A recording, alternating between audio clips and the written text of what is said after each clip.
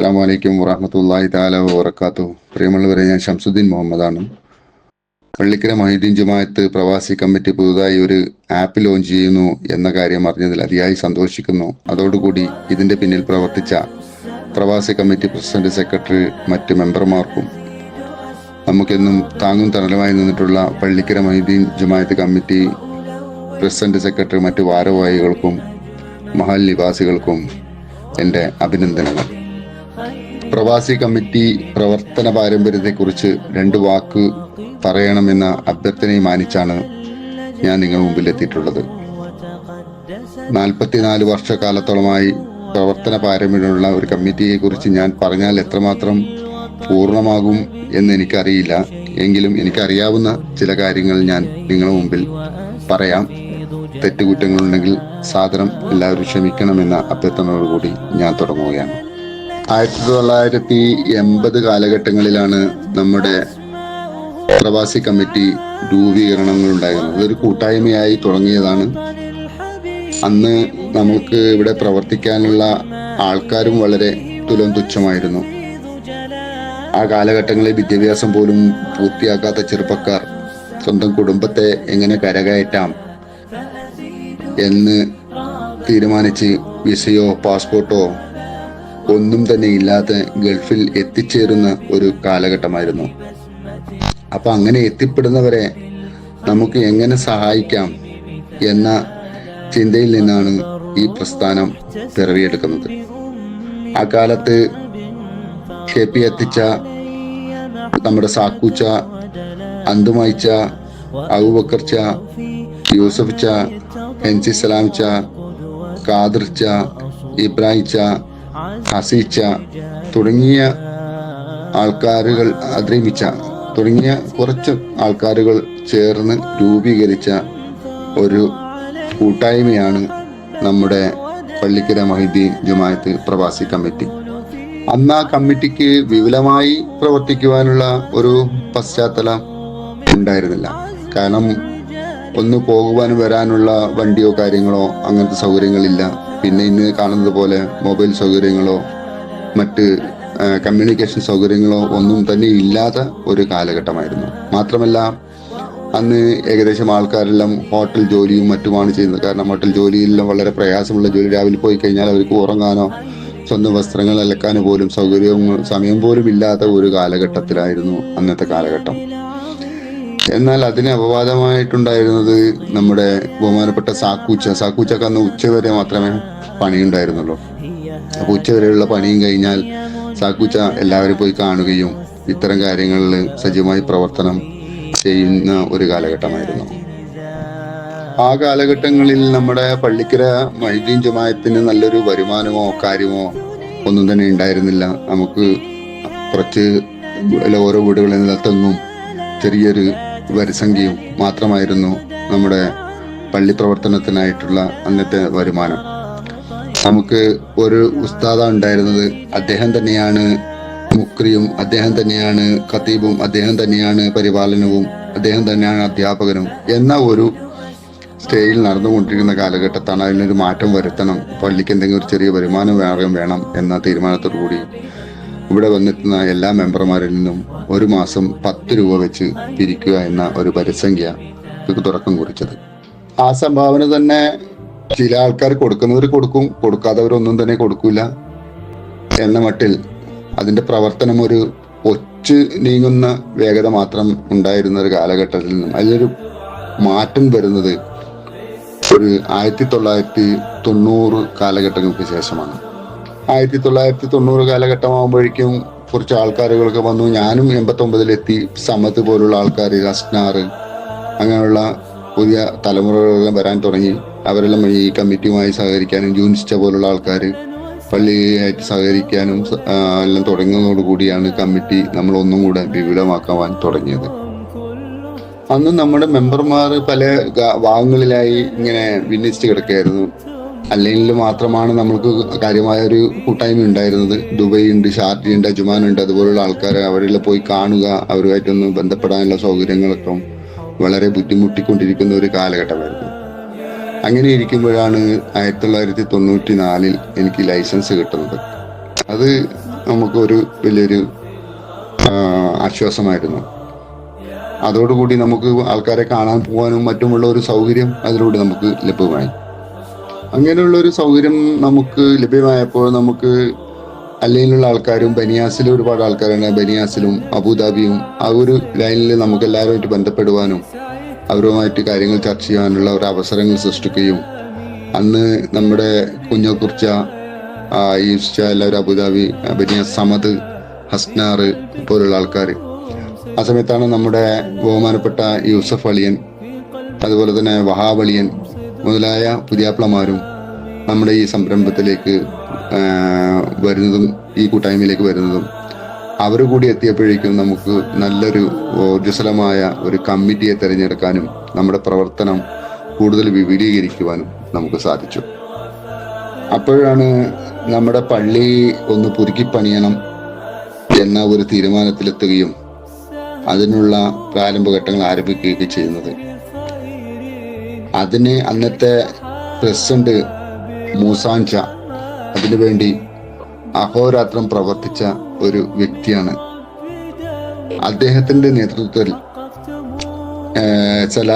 ചെർമല സലാമിച്ച, ജബ്ബാർച്ച, യൂനിസ്ച്ച തുടങ്ങിയ എല്ലാ ആൾക്കാരും കൂടി അതിൽ ചേർന്ന് ആ ഒരു സംരംഭം വളരെ ഭംഗിയായി നിറവേറ്റിയിട്ടുണ്ട്. അങ്ങനെ ഇരിക്കുമ്പോഴാണ് നമ്മുടെ പ്രവർത്തനം കുറച്ച് സാമൂഹ്യ പ്രവർത്തനങ്ങൾ കൂടി ആവശ്യമുണ്ട് എന്ന് നമ്മൾ തീരുമാനിക്കുകയും നമ്മൾ 1-2 പാവപ്പെട്ട മക്കളുടെ കല്യാണം കഴിപ്പിച്ചു കൊടുത്തു.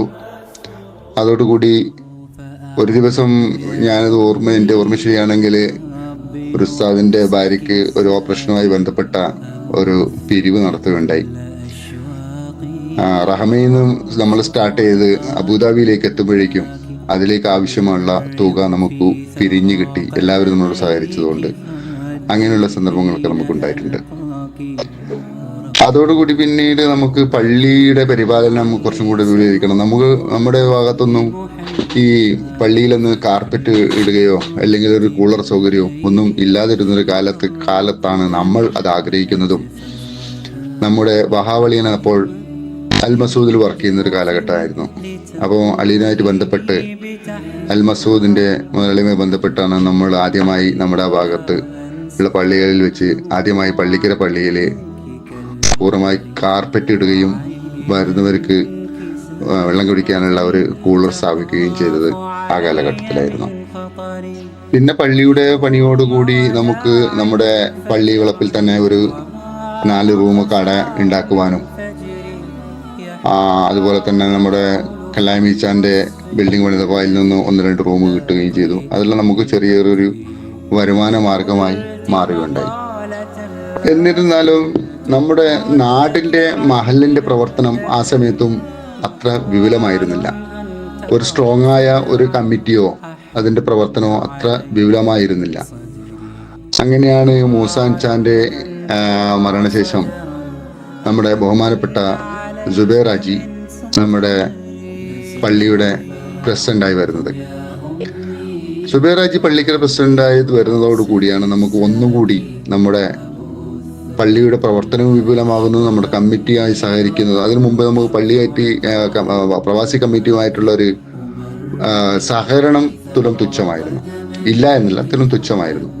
എന്നാൽ ജുബൈർ ഹാജിയുടെ വരവോട് കൂടിയാണ് അതെല്ലാം വിപുലമാകുന്നത്. നമുക്കൊരു നല്ലൊരു ബോണ്ടിങ് ഉണ്ടായി. പ്രവാസി കമ്മിറ്റിയും മഹല്ല് കമ്മിറ്റിയുമായിട്ടുള്ള ഒരു ബോണ്ടിങ്ങോട് കൂടി നമ്മുടെ പ്രവർത്തനങ്ങൾ ഒന്നും കൂടെ വിശാലമാവുകയാണ്. ആ കാലഘട്ടത്തിലാണ് നമ്മുടെ കാവുച്ച ദുബൈയിലേക്ക് വിസിറ്റിംഗ് വരുന്നപ്പോൾ നമ്മളൊരു അബുദാബിയിൽ ജാഫറിന്റെ റൂമിൽ എല്ലാവരും കൂടി കൂടുകയും എല്ലാവരും കൂടി കാവുച്ചാനോട് നമ്മുടെ പള്ളിക്കും ഒരു വലിയ ബിൽഡിംഗ് പണിതല്ല, നമ്മുടെ പള്ളിക്കും അല്ലെങ്കിൽ ഒരു റൂം കിട്ടുകയാണെങ്കിൽ നല്ലതായിരുന്നു, നമുക്കൊരു പള്ളിക്ക് ഒരു സ്ഥിരമായ വരുമാനം ആവും എന്ന തരത്തിലുള്ള ഒരു ചർച്ച നടക്കുകയും കാവുച്ച നമുക്ക് നല്ലൊരു കാവുച്ചാന്റെ വകയോടുകൂടി കാവുച്ചാന്റെ ഷെയറും കൂടെ കൂട്ടി നമുക്ക് ഒരു റൂം വാങ്ങുവാനും അത് അപ്പോൾ തന്നെ അവിടെ തന്നെ ഇരുന്ന് ഓരോ മെമ്പർമാരും അവരവരുടെ കഴിയുന്ന ഒരു സംഭാവന അതിലേക്ക് തരികയും അതിൻ്റെ ഏകദേശം ഒരു 50% പൈസ അവിടെ നിന്ന് തന്നെ നമ്മൾ സ്വരൂപിക്കുകയും ബാക്കി പൈസയ്ക്ക് വേണ്ടി നമുക്ക് എന്ത് ചെയ്യാമെന്ന കാര്യങ്ങൾ പിന്നീട് തീരുമാനിക്കാമെന്നതോടുകൂടി നമ്മളൊന്ന് പിരിയുകയാണ് ഉണ്ടായത്. ഈ കാലഘട്ടത്തിലാണ് നമ്മുടെ രണ്ടാം തലമുറയുടെ സജീവമായ രംഗപ്രവേശനം ഉണ്ടാകുന്നത്. ഉദാഹരണത്തിന് ജാഫർ, ഇബ്രാഹിച്ച, സത്താർ, സംഷാദ്, സുബൈർ തുടങ്ങിയ അതുപോലുള്ള ആൾക്കാരുകളെല്ലാം നമ്മുടെ കമ്മിറ്റിയുമായി സഹകരിക്കാനും പ്രവർത്തിക്കാനും ആരംഭിച്ചത്. അവരുടെ വരവ് നമ്മുടെ കമ്മിറ്റിക്ക് ഒരു പുതിയ ഊർജം നൽകുകയായിരുന്നു. അപ്പൊ ഞാൻ മുമ്പ് നിങ്ങളോട് സൂചിപ്പിച്ചല്ലോ നമ്മുടെ കാസർഗോഡ് ഒരു ബിൽഡിംഗ് വാങ്ങിയ കാര്യം.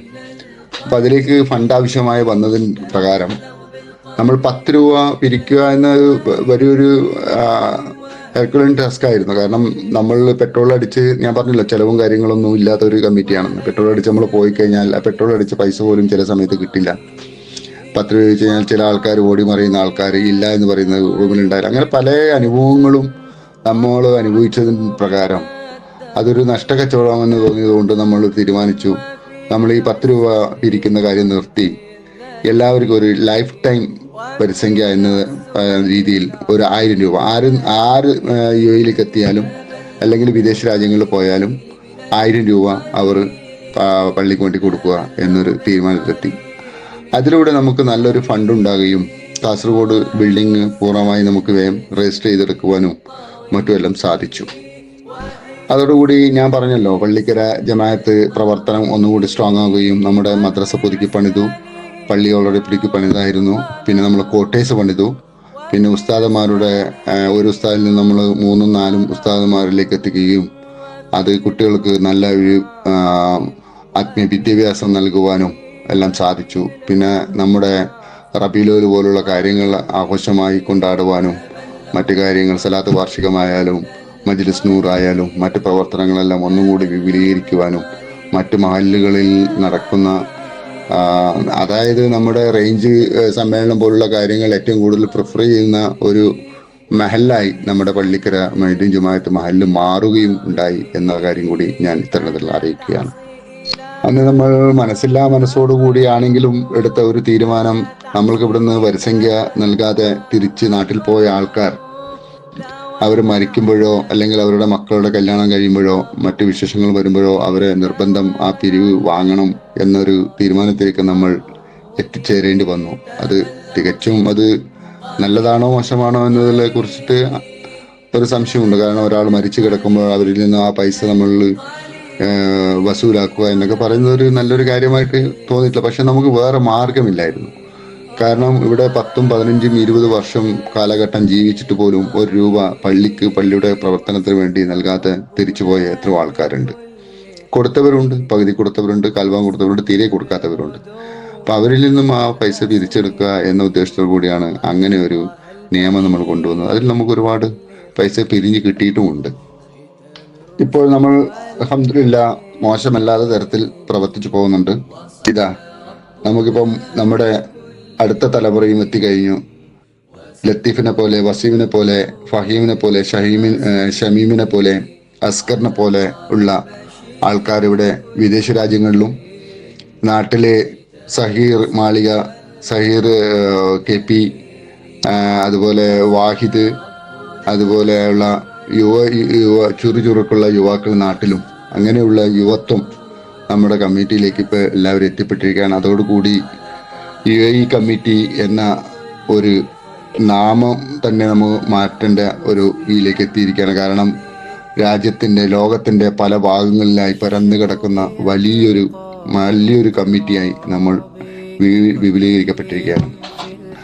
അമേരിക്കയിലും കാനഡയിലും ജപ്പാനിലും ചൈനയിലും പല രാജ്യങ്ങളിലും പല രാജ്യങ്ങളിലേക്കും പരന്നു കിടക്കുന്ന ഒരു കമ്മിറ്റിയായി നമ്മൾ വിപുലീകരിക്കപ്പെട്ടു. അതുകൊണ്ട് പ്രിയമുള്ളവരെ,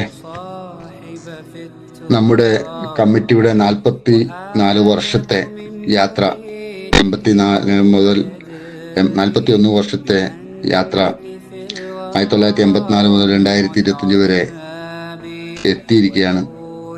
ചരിത്രവും സേവനവും ഒന്നുചേർന്ന മഹത്തായ ഒരു യാത്രയാണ്. ഈ യാത്രയിൽ നമ്മുടെ കമ്മിറ്റിയെ സഹായിച്ച, അതിനുവേണ്ടി പ്രവർത്തിച്ച ഓരോ വ്യക്തികൾക്കും ഈ നിമിഷം ഞാൻ നന്ദി അറിയിക്കുകയാണ്. നമുക്കെല്ലാവർക്കും നല്ല ആരോഗ്യവും ആയുസ്സും മറ്റുള്ളവരെ സഹായിക്കാനുള്ള മനസ്സും അതിന് വേണ്ടി പ്രവർത്തിക്കുവാനുള്ള കഴിവും അള്ളാഹു നൽകട്ടെ എന്ന പ്രാർത്ഥനയോടുകൂടി നമ്മുടെ പള്ളിക്കര ജമാഅത്ത് മുന്നോട്ട് പോകട്ടെ എന്നും പ്രാർത്ഥിച്ചുകൊണ്ട് ഞാൻ എൻ്റെ വാക്കുകൾ അവസാനിപ്പിക്കുന്നു. വഅലൈക്കും സലാം വറഹ്മത്തുള്ളാഹി തആല വബറകാതുഹു. من مريدك وهو يدري بأنك في الورى أم العجاب ولولا أن لي معنى جميلا لبعت المكث فيها بالذهاب.